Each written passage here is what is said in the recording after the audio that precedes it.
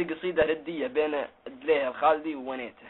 يقول: ما عاد لك يا جمس في خاطري كرت، من يوم ساقوك الغشم والوراعين، وانا اشهد اني منك عزلت، دبرت ما عاد طالع فيك في طارف العين.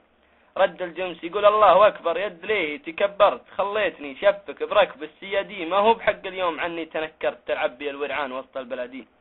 رد عليه الشاعر يقول: جار الزمن يا جمس فيك وتعثرت، وانا نسيتك يوم جمع المحبين، واليوم روح كنت كل يوم ما صرت، ما دام وقتك يجمع الزين والشين. رد عليه الجمس يقول: أسرفت فيني يد ليه وعزرت، أسرفت بي سرف اليهود الفلسطين، اذكر زمان فات كانت تذكرت، حكمك علي حكم الرجال السلاطين. ردد ليه يقول: فكرت فيما فات يا جمس فكرت، وعديت نفسي من حساب الخبالين، كمرت ضيقت صدري وبنشرت، والناس ما توقف على الدرب ماشين.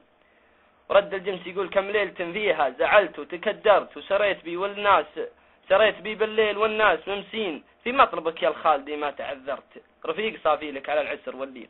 ردد ليه يقول: هيهات كم ليلة علينا تبعذرت، وكم ورشة فيها مضالك اسبوعين، هذه علومك كلها ما تغيرت، غربلتني وشقيتني دين في دين. ورد الجمس يقول: يعني خلاص تقول يا الخالدي برت، يوم نزلوا بالمدن كل البداوين، يا ما وردت العد وامرأ صدرت مع الوعر تعشيق من 3 سنين، وسط الغمارة مع وليفك تخدرت، وبدر الغريب جاد بالصوت صوتي.